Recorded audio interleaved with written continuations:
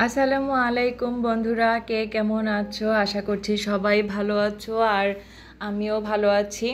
আর দেখো, আজকে আমি কলমি শাক রান্না করব। বাজারে গিয়ে কলমি শাকটা দেখে খুব ভালো লাগলো, একদম ফ্রেশ টাটকা কলমি শাক।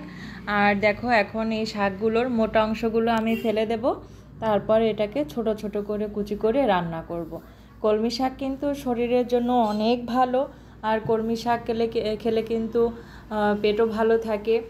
তো বন্ধুরা, তোমরা কিন্তু এভাবে খেতে পারো। এই যে দেখো, আমি ছোট ছোট করে কেটে নিয়েছি, তারপর পানি দিয়ে ভালো করে ধুইতে হবে, কারণ শাকগুলোতে কিন্তু অনেক সময় ময়লা থাকতে পারে, ছোট ছোট পাতা থাকতে পারে, বালুকণা থাকতে পারে।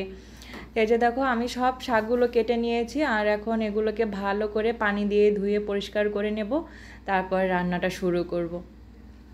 এই যে অলরেডি আমার শাকগুলো ধোয়া হয়ে গেছে, আর এখানে হলুদ গুঁড়ো দিয়ে দিচ্ছি, লবণ দেব পরিমাণ মতো, আর দেবো চেরা কাঁচামরিচ 6 থেকে 7টি। তোমরা তোমাদের শাকের পরিমাণ অনুযায়ী দিয়ে দেবে। তারপর দিয়ে দেব এখানে পানিটা আমি বেশি দেব না, কারণ শাক থেকে কিন্তু অনেকটা পানি বের হবে। তারপরে কিন্তু শাকটা যদি নরম হয়ে যায় তাহলে কিন্তু আর খেতে ভালো লাগবে না।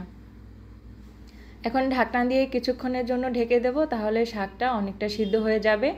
আর তারপরে শাকটাকে নেড়েচেড়ে রান্না করে নেব। এই যে কিছুক্ষণ পরে ফিরে এসেছি, দেখতে পাচ্ছ সব কিছুকে ভালো করে নেড়েচেড়ে মিশিয়ে নিচ্ছি।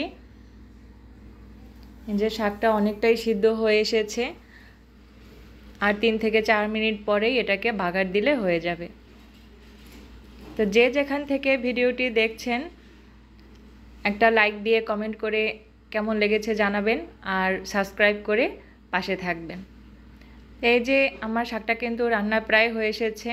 এখন ঢাকনাটা এভাবেই রেখে দেব, আর যতক্ষণ না পর্যন্ত পানি শুকাচ্ছে ততক্ষণ পর্যন্ত এটাকে রান্না করে নেব। এই যে পাশের চুলায় ইলিশ মাছ রান্না হচ্ছে, এক পাশে কলমি শাক ভাজি করছি, আর এক পাশে ইলিশ মাছটা রান্না করছি। মাছটাও প্রায় হয়ে এসেছে। এই যে শাকটা দেখতে পাচ্ছ পানিটা শুকিয়ে গেছে। এখন আমি শাকটাকে ফোড়ন দিয়ে নেব। পেঁয়াজ রসুন কুচি তেলের ভিতরে দিয়ে ভালো করে বাদামি কালার করে ভেজে নিচ্ছি। এই যে পেঁয়াজগুলো কিন্তু ভাজা হয়ে গেছে। এখন আমি শাকটাকে এই পেঁয়াজ রসুনের উপরে দিয়ে দেব। এই যে আমি যেভাবে শাকটা ভাজি করছি সেটা আমি তোমাদের সঙ্গে শেয়ার করছি। তো তোমরা এভাবে শাকটাকে রান্না করে খেতে পারো। এই যে এখন সব কিছুকে নেড়েচেড়ে মিশিয়ে নেব, তারপরে হয়ে গেল আমার কলমি শাক রান্না। আমার চ্যানেলে যারা যারা নতুন তারা অবশ্যই একটা সাবস্ক্রাইব করে রাখবেন, আর কমেন্ট করে আপনাদের মূল্যবান মতামতটা জানিয়ে দিবেন।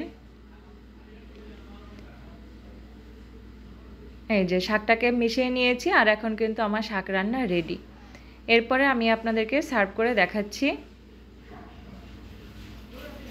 আর গরম গরম ভাতের সাথে কিন্তু এভাবে কলমি শাক ভাজি করলে অনেক ভালো লাগে খেতে। আর একটা বিষয় খেয়াল রাখবেন, শাক ভাজি করার সময় কিন্তু অবশ্যই একটু তেল, পেঁয়াজ, রসুন কুচি বেশি দিবেন, তাহলে কিন্তু শাকটা খেতে অনেক ভালো লাগে। তো বন্ধুরা, এই ছিল আমার শাক রান্না। আমার আজকের কাজ আমি যা যা করেছি তোমাদেরকে দেখালাম। তো যদি ভালো লেগে থাকে অবশ্যই লাইক কমেন্টস করে সাবস্ক্রাইব করে আমার চ্যানেলের পাশেই থাকবেন। সুস্থ থাকবেন, ভালো থাকবেন। ফিরে আসবো নতুন কোনো ভিডিও নিয়ে। खुदा हाफिज़।